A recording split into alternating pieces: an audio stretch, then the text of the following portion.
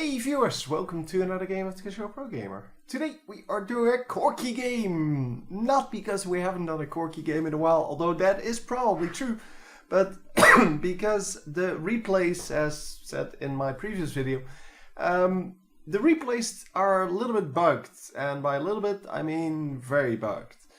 So yeah, kind of screwed up, and therefore I had to pick a game from the last 2 days, and this one jumped out because it had an excellent title.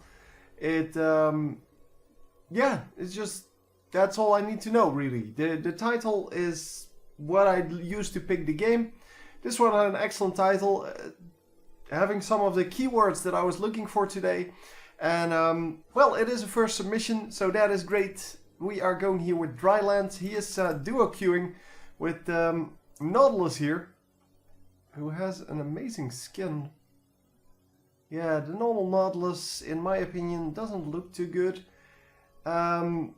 This one, however, looks very nice.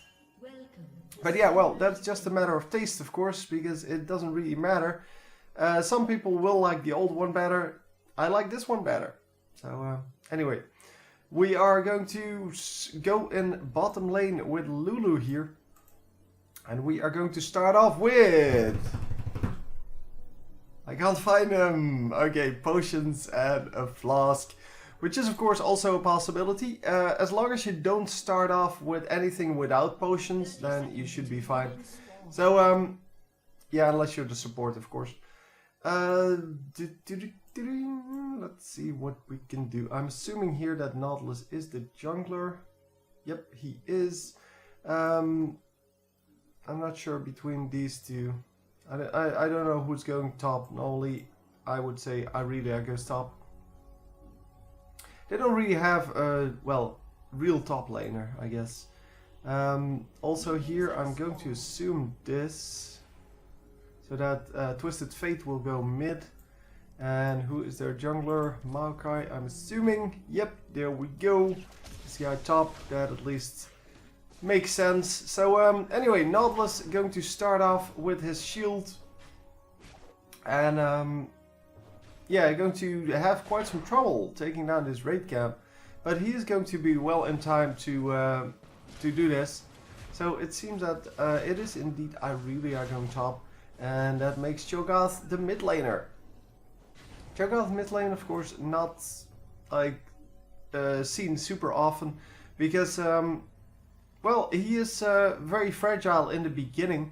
Later on, of course, he becomes very good at just, well, picking up minions. But yeah, in the bottom lane, you can kind of do that. So you can kind of, well, because we've seen Cho'Gath in the bottom lane every now and then in the past seasons. Yeah, the thing is that in the bottom lane, your AD carry or your enemy AD carry is not going to level up that quickly. So it is not too much of a problem because you're out leveling him. So eventually you will become stronger than he is, and you will be able to, yeah, to just get a whole lot more done because you have that extra HP and the extra levels. But yeah, in the mid lane, that is not true, because both of you level up equally. That is a great ward position. It actually shows you everything, I think. But she'll have to move out of the way to allow us to see that. Yeah. So it shows you everything up to here. And, well, this is the main path. That's the one that you want to ward. And of course the river, you want to see what's happening. So, great spot. Anyhow, we currently are just going to farm and farm and farm and farm. Yeah, the problem with these kind of builds, by the way, if I have to address one problem, is that people tend to forget to go back home. So they tend to farm too long and not go home to buy an item. For example, now Corki has nothing to do. There is nothing to do for Corki. Because he pushed the lane, he can't reach, he has 700 gold sitting around, and with a well, with a build that doesn't give you sustain, basically, you never have that problem, because you have to go home at some point to either get mana or get health. And because of that, because you have to go back, you actually keep up with the items. Here, if you stay in too long, and that is probably going to help or happen for this Corki, because he's not getting harassed at all. He's doing all the harassment. But if he stays in too long, he is going to get his ass kicked by, well, the Ezreal, who is going to... Wow, that was a nice snare. But by the Ezreal, who is going to buy items eventually, because Ezreal is actually getting harassed quite a bit. Ezreal starting off with boots and potions, by the way. And of course, yeah, we have Tarek, who starts off with a typical support build, with the one ward and the biscuit as his kind of starting items, and then some potions he already used, some wards, and the fairy charm. So all in all, yeah, just a typical support build. But here, these guys are now going back home, which means that Ezreal is going to go back here, or get back here, with some extra items. We will see Doran's Blade, there you go, and upgraded boots, some health potions. Here, the health potions, those are the same as on Corki, but the Ezreal is going to have extra damage on his boots and extra damage on his Doran's Blade, and that is going to make a difference. Obviously, one Doran's Blade is most of the time not going to make enough of a difference to kill Corki instantly, but you can see where this is heading. I mean, if you forget to shop because you think that you should only shop when you're low, then yeah, you're going to get your ass handed to you. That's just the way it works. And yeah, that's also why in the high elo matches, which by the way, I wanted to address, I am looking for those. They're just really hard to find as replays, because most of the pros don't really upload replays, so they stream, and that's about it, because that's how they make their money, and that's totally understandable. But yeah, well, here you go. Look at the damage. He just well, he does a lot of damage. Wow, and Lulu going all in on this. Oh, yeah, she is going to die. And wow, Corki, nicely done. Corki keeps being aggressive. And I'm guessing that he will be going home now. No, nobody coming in. Well, from this side, someone is coming in. But that should not be really be... Oh, yeah, he can't see there. Uh-oh. Corki in trouble. Yeah, so now he has to shop. Well, he doesn't have to shop, but he has to go back to the fountain at least. For some reason he didn't heal up. Well, I know why. Because he was being cheap. And yeah, you really shouldn't do that. You should just use the health potions for what they're meant for, which is to heal you up. But no, he wanted to save the 35 gold for his health potion, and still wanted to get the minions, even though, yeah, he now gave away 300 gold, more even, because he was on a killing spree. Oh no, never mind, he only had one kill, so he gave away 300 gold instead of using a health pot for 35 gold and being safe. Yeah, that is that's kind of crappy. By the way, he could have easily escaped with... no, not easily. He could have escaped with better reflexes. Because by the time you see that sapling coming in, you should be able to Valkyrie out straight away. So that is that's how that's supposed to work. And oh, so close to getting a double kill. Oh man, they didn't land it. Lulu dies once again though. Corki this time, he is safe. Is he going to heal up this time? Yeah, he is out of health potions, so he's using the flask. But the flask, yeah, that takes a while to get back up. Because yeah, it just takes a while. You know how it works, come on. Anyhow, the Nautilus coming in to just scare off the enemy team. In this case, only Tarek. But still, it's a good thing to have because Corki, yeah, out of mana or almost out of mana. He really doesn't want to get caught here. Of course, he needs to keep the mana up for the Valkyrie, which is 100 mana, which basically, yeah, means that now he doesn't have any safety anymore. But he's going to recall, and that should be it. So yeah, we see more and more the Vampiric Scepter first build now that they added the longsword into that. Because, well, now you have health in the, or sorry, extra damage in the Vampiric Scepter, and that of course makes that a pretty awesome item to go first with, or to go at least in your after your boots, maybe your first item, or after your boots and Doran's blades, something like that. But it is a great item to have. It is it gives you quite a lot of extra health. Because 10% lifesteal, yeah, that actually does something early game, although not like enough to sustain in a team fight or whatever. It does enough to, well, just do what it needs to do, which is prevent harassment, or at least if you get harassed, allow you to heal back up. And look at that, Lulu once again getting nuked down. And Corki, come on! Yes, he does get it. And he Valkyries out this time. Wow, the enemy Twisted Fate, by the way, doing a good job. 4-1 now.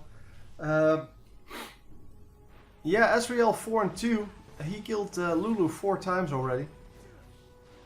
And the one kill on this guy, oh, that was from Maokai. Yeah, sure.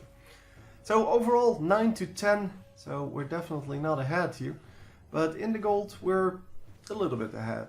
I mean, it's a very small amount, about 800 gold, but that 800 gold might actually make a bit of a difference because it is mostly on Corki here, who has 4,100. No, actually his opponent has the same amount because of the 4 kills. Yeah, Lulu picked up 1 kill in the midst there somewhere. Otherwise she would have been worth way less. Anyhow, the 3-1 with 73 minions here on Aurelia, that's pretty impressive. Against a Rengar who she completely out-leveled. So she has way more minions, and because of that she's just more powerful. So she went 3-1 where he went 1-3. Anyhow, it doesn't really matter for now, for us, for the bottom lane. It matters in the late game, of course, for us, but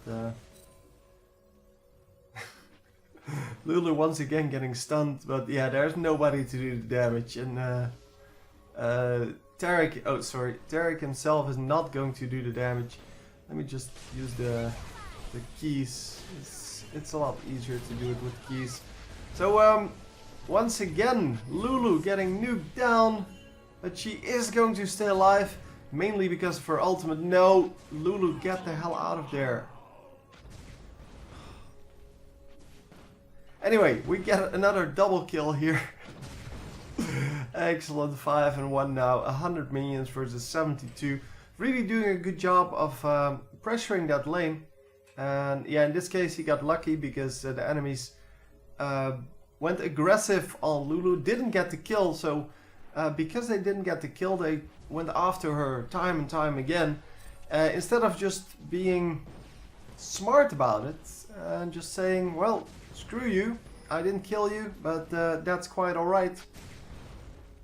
I'm just going to retreat to safety. Nope, they went full in and yeah, basically got their ass handed to them. So now it is 13-11, and now we are ahead in everything except for turrets. We're still equal in turrets. Although this turret must be going down a little bit. Yeah, it's about half health. Oh, there we go. We get the advantage in the turrets. Still a little bit of a glitch in And the animation there, the explosion animation. Maybe we can show it again here. Red team's turret has been destroyed.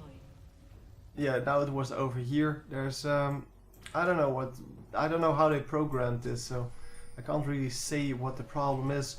It's just that a part of the visual gets blocked by, well, invisibility basically, or see-throughness. Yeah, the opacity of zero basically, and that opacity seems to carry over to the explosion, and that is something that I really have no clue how that happened. But well, maybe they didn't stack the layers correctly or something like that. I don't know. Maybe they're just lazy. Anyhow, we see the mid laner coming in with the jungler here to finally pick off that the Corki. Corki is now 6-2. He's doing alright. He has no problems, no real problems, except that he stays in a little bit too long every now and then, but whatever. He's doing well. By the way, this is about 1650 ELO, 1630 I believe. I'm pretty sure it's not ranked though, so yeah. I'm not sure what ELO says then, but yeah, well. Just wanted to say it to you. Obviously, we saw in the beginning, in the startup screen, that Corki was, I believe, a diamond, and I'm not actually sure what that is. It wasn't silver, but I think it's diamond. And yeah, the rest was either gold or not, well, into the whole ranked thing. But yeah, we're doing okay here. Corki being the highest level player here in ranked makes it a little bit easier for him to feel confident about himself. Oh, very unfortunate. He did not land the anchor toss there. But yeah, so far so good. They didn't chase after them in turret range, and that's exactly what the enemies did with the previous one. So with the previous attack, they went in and tried to kill, even though they were going to go into very dangerous territory, which is kind of equal to what happened here. Well, what didn't happen here, I guess. Oh, a very nice ultimate from Lulu, this time not selecting herself for that ultimate. And yeah, unfortunately, yeah, two things. First of all, Lulu picked up the kill for some reason. And then our jungler died, so Nautilus not really surviving that at all. And the turret goes down. Man. Yeah, did not see that coming, to be honest. Because that ultimate from Lulu, I thought that really would have made a difference, but apparently not. And yes, they do see them walking to the middle. And here we go. We have Aurelia waiting for them. Come on, get, yes, nicely done. 500 gold right there. Plus, of course, the assist gold. And then we have a second and a third kill. And this is why you watch out where the wards on the enemy team are. Because this is not good for your team. This is not good for the mentality in your team or the feelings about can we still win this, because this is just getting your ass handed to you. That was pretty terrible. But yeah, that was because they ran through this ward, and this ward obviously, yeah, is enough vision. Oh, and there's no, this ward was just placed. No, they ran through this ward, they knew they were coming mid, two guys waiting over here, grouping up. Well, one of them was over here, one of them was over here, but I could of course jump through that wall. We get the dragon, of course. But yeah, that was just very nicely played, and that was all because of that one ward. And of course good team communication, which doesn't always have to be like real communication. You don't have to talk to each other to understand what you mean by a ping or whatever. I don't know, it was just well played. Of course, two very tanky champions that started that engage. And then, well, once they got the first two kills, it was pretty easy to chase them down with 4 champions. Well, once they got the first kill, basically. But yeah, all in all, that was a very good fight for us and a very bad fight for the enemies. Why would you place that? No, well, whatever. She probably just wants to have vision on there. But this ward is kind of a little bit too far to this side. Because, well, yeah. You want to have vision on this part. And there's already a ward there. Obviously it timed out now, but still. It's kind of strange to place it over here instead of then over here. If you want to have vision of the river. Because that part of the river was basically covered. Anyhow, wow, everyone dodges the ultimate from Ezreal. But yeah, Lulu still gets caught. Lulu does get the ultimate off on Nautilus, who then just flies away. Anyhow, we are going to grab some minions here. Ezreal is going to come in for some harassment, but no, he's not going to come in for some harassment. And yeah, we do get some kills going over here. Let's watch this fight then. Apparently, he teleported in and got instantly killed. I hope this guy runs out. Come on, run out. Get the stun. Oh, it's a slow. Okay, that's good enough too. Oh man, how do you go up against this?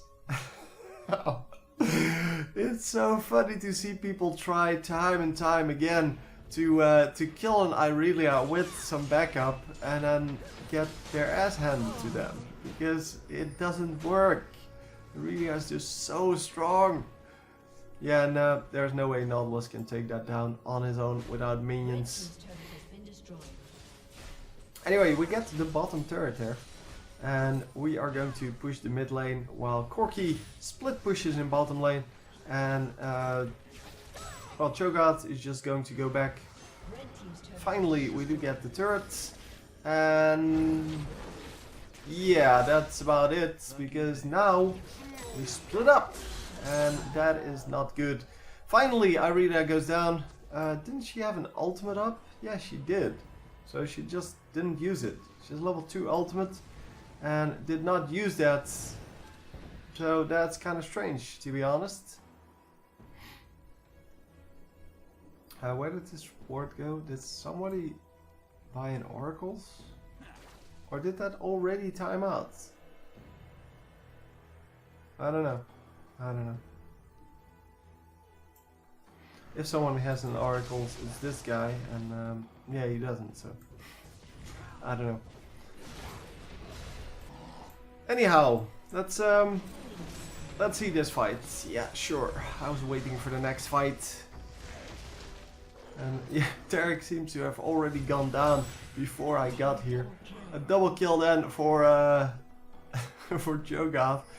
For some reason, just yeah, running in, killing people. And I guess he's building some AP or something like that. Yeah, he is building some AP. I like Wit's End, by the way. It's a very good item for him. It's also magic damage. So if you spec your runes and your masteries, you go for magic damage, so magic penetration, then that item is still good for you, because even though it is kind of an AD item, I guess a very tanky AD item, it still does magic damage. So it adds 42 magic damage to your attacks. So it's an excellent item. Tarek once again going down without doing anything, and oh, we're going in for it. Double kill, triple kill. Oh man, holy crap. Oh my god, he pulled it off. There you go. Oh my god. I did not expect him to just march straight on in there to kill everyone. Okay, let me rewind a little bit because I want to see that again. Oh. That was crazy. Anyhow. yeah, here it still looked okay for the red team. I mean, they're not in too much trouble. They have the minions under control. But then they go in themselves, and Corki just gets a whole lot of damage on without having to take any tower damage. And of course, yeah, this was kind of where it went wrong. They just ran outside of turret range, and now everyone's low. So yeah, if everyone seems to be low, then might as well go in and just get the things going. So yeah, I guess they did it themselves by engaging too far forward, because then once everyone has been poked a little bit, it's not really scary anymore to run into that tower, tower range or turret fire. Getting killed by the turret is not a big concern if you're pretty sure that you can kill everyone before that happens. And everyone was running away because they were all low and they all got poked down so hard. Very nicely done. And a very aggressive move on Captain Obvious there. No, Nautilus, there we go. Oh, Nautilus! Oh wow, that was so far into the enemy territory. Yeah, that was not going to end well. Obviously, they still get the kill on Corki because of that snare. But it's all good. Holy crap.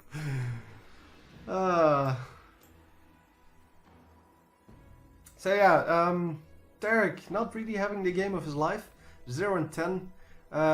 Rengar 1 and 6 now. I think he just picked up that one kill. I'm not actually sure who picked up that kill on Corki, but it doesn't really matter. And then we have the 9 and 5 Twisted Fate, who is of course the one that's going to complain after the game about everyone, because everyone else on his team is just feeding, except for this guy, I guess, the Ezreal.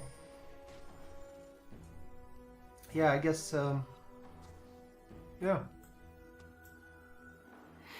He's the only one that's has a reasonable score. Anyhow, it's more about the minions. The minions are going totally in the other direction. I mean, 40 minions ahead here, 30 minions ahead here, and 80 minions ahead here. So, yeah, it's except for the jungler, everyone else lost their lane, and well, the jungler can't really win his lane by getting more minions going, but well. They're both 2 and 5, it's just that this guy has 15 assists, this guy has 7 assists, so you can definitely see who was in fights more, or in effective fights more. And look at this, he's just going in, getting the slows off, and Cho'Gath's so big.